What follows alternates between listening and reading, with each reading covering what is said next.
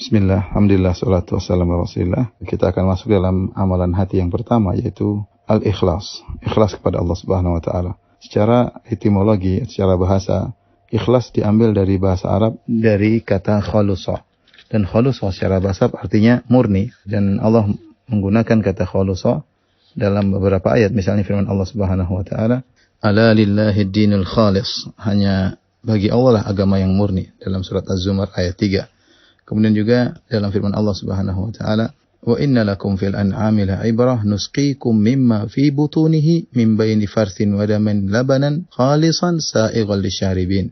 Dalam surat An-Nahl ayat 66.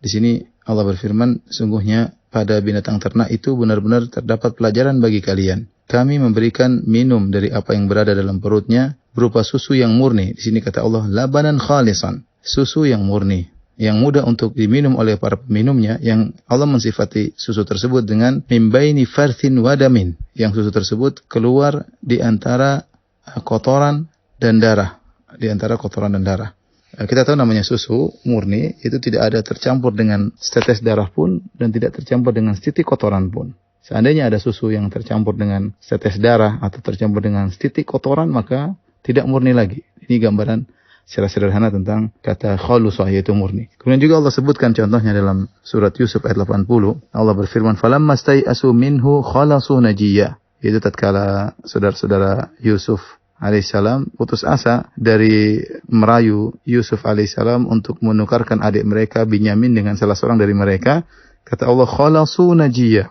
Mereka pun menyendiri sambil berunding berbisik-bisik di antara mereka, ya.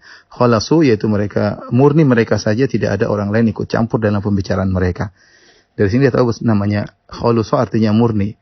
Adapun ikhlas dari akhlasa yukhlisu ikhlasan artinya memurnikan, Yaitu secara sederhana maknanya seorang memurnikan ibadahnya hanya untuk Allah Subhanahu wa taala. Tidak boleh niatnya tercampur dengan selain Allah Subhanahu wa taala. Ya, sebagaimana murninya susu yang tidak tercampur dengan setetes darah pun dan tidak tercampur dengan setitik kotoran pun, demikian juga seorang ketika beribadah kepada Allah niatnya ikhlas, murni karena Allah Subhanahu wa taala. Dia tidak mengharapkan sedikit pun pujian dari manusia, tidak mengharapkan sedikit pun sanjungan dari manusia, karena ketika dia beribadah ternyata dia berharap diakui, disanjung, dihormati, maka sungguhnya niatnya tidak ikhlas lagi. Kalau niatnya tidak ikhlas lagi, maka tidak diterima oleh Allah Subhanahu wa taala ibadahnya. Karena dalam suatu hadis qudsi, Allah Subhanahu wa taala berfirman, "Ana aghnas syuraka 'ani syirk." Aku adalah zat yang paling tidak butuh dengan syarikat, ya. Aku tidak ingin diduakan. Kalau bahasa kita, Allah tidak ingin diduakan, Allah tidak ingin disamakan, tidak ingin disyarikatkan. Man amila amalan asyraka fihi ma'iyya ghairi taraktuhu wa syirkahu. Barang siapa yang mengamalkan suatu amalan, ternyata dia mensyarikatkan, mensekutukan Allah dengan selain Allah, kata Allah, ternyata dia mensekutukan aku dengan selain aku, taraktuhu wa syirkahu, maka aku, kata Allah, aku akan meninggalkan dia dan kesyirikannya. Yaitu Allah tidak butuh dengan syarikat. Hadis riwayat Muslim nomor 2985.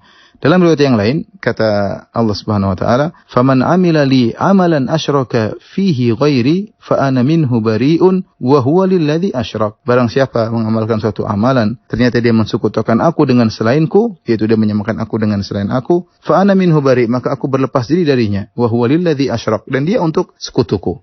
Jadi ini namanya keikhlasan, yaitu seorang beribadah murni hanya untuk Allah Subhanahu wa taala. Karena Allah tidak menerima sekutu. Jadi kalau seorang beribadah 100% hanya untuk Allah Subhanahu wa taala. Seandainya dia beribadah 90% niatnya karena Allah, ternyata 10%-nya untuk disanjung, untuk diakui, untuk dihormati, maka apa kata Allah tadi? Taraktu wa syirkahu. Aku tinggalkan dia dengan sekutu yang dia angkat tersebut. Dalam riwayat yang lain tadi, wa huwa lilladzi asyrak. Dia untuk sekutu yang dia sekutukan, ya. Adapun Allah tidak menerima persekutuan. Sebagian salaf mengatakan al-ikhlas alla tatluba ala amalika syahidan ghairallah wala mujaziyan siwa, yaitu ikhlas engkau tidak mengharap dari amalanmu saksi selain Allah, yaitu yang penting yang Allah lihat sudah selesai. Wala mujaziyan siwahu, dan kau tidak berharap pemberi balasan selain Allah Subhanahu wa taala. Oleh karenanya inilah syiar kaum mukminin yang Allah sebut dalam Al-Qur'an, innama nut'imukum liwajhillah la nuridu minkum jazaa'a wala syukura. Sungguhnya kami memberi makan kepada kalian karena Allah Subhanahu wa taala. La nuridu minkum jazaa'an wala syukura. Kami tidak butuh dari kalian balasan dan kami tidak butuh terima kasih dari kalian. Sebagaimana dalam surat Al-Insan, ya. Kemudian sebagian salaf juga mengatakan Yang disebut dengan ikhlas adalah nisyanu ru'yatil khalqi bidawamin nazar ilal khaliq, yaitu melupakan pandangan atau penilaian manusia dengan selalu memandang kepada Sang Pencipta, kepada Allah Subhanahu wa taala. Yaitu ikhlas itu artinya sudah dia tidak mengharap apapun dari manusia, tidak mengharap dipandang, tidak mengharap diakui, tidak berharap dikomentari. Ya, dia benar-benar mengharap dari Allah Subhanahu wa taala. Inilah kira-kira definisi ikhlas, yaitu secara istilah itu seorang memurnikan niatnya ketika beramal soleh hanya untuk Allah Subhanahu wa taala. Dan ini berlaku dalam seluruh ibadah ya. Dalam seluruh ibadah kita harus ikhlas. Ikhlas bukan hanya dalam sekedar ketika sedekah ya. Bukan ketika sholat saja. Dalam segala ibadah kita harus ikhlas. Contohnya sederhananya misalnya dalam menuntut ilmu. Menuntut ilmu harus ikhlas. Ya, bukan untuk diakui oleh kawan-kawan, ya, bukan untuk dipuji oleh ustadz atau guru, bukan supaya kalau nilai kita tinggi dalam ujian maka kita diakui oleh panitia misalnya. Menuntut ilmu harus ikhlas kepada Allah Subhanahu wa taala, karena menuntut ilmu adalah ibadah. Contohnya berbakti kepada orang tua, harus ikhlas. Kita menyenangkan hati orang tua. Tidak perlu kita cerita ke orang-orang bahwa saya berbakti kepada orang tua, saya yang mengobati orang tua, saya menghajikan orang tua saya mengumrohkan orang tua saya yang enggak perlu. Orang berbakti kepada orang tua amalan yang sangat luar biasa, tidak perlu kita mengharapkan pujian dari manusia. Ya. Kemudian juga misalnya masalah dakwah juga perlu keikhlasan. Allah berfirman dalam surat Yusuf 108, "Qul hadhihi sabili ad'u ila Allah ala basiratin ana wa man ittaba'ani wa subhanallahi wa ana minal musyrikin." Katakanlah wahai Muhammad, ini adalah jalanku, ad'u ila Allah, aku menyuruh kepada Allah, ala basirah, di atas ilmu. Ya, jadi seorang berdakwah harus dia menyuruh kepada Allah, bukan menyuruh untuk yayasannya, bukan menyuruh untuk dirinya agar orang berkumpul sama dia. Kalau ada ustadz lain yang rame dia jengkel, dia hasad. Kalau ada grup lain banyak dia cemburu. Enggak, dia beribadah untuk Allah Subhanahu wa taala.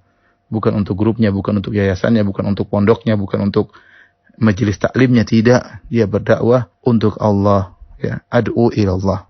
Nah, jadi demikian para ikhwan dan akhwat, bahwasanya ikhlas harus kita usahakan dalam segala bentuk ibadah yang dicintai oleh Allah Subhanahu wa taala. Demikian terlebih dahulu, insyaallah kita lanjutkan pada poin berikutnya.